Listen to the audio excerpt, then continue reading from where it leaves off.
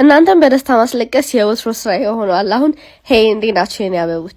ትላንትና መረቆት ምርቃቶች ላይ የነበሩት ላይ አንዱ እህቴ ናትና እኔና አስደስችልኝ ባለችኝ ምክንያት እኔም ይሄን በመሰለ መልኩ አድርሻለሁ። እናንተ ነው ምንም ነገር ለማዘዝ ላይ በማስቀምጥላችሁ ቁጥር ኮንታክት አድርጉኝ። አመሰግናለሁ።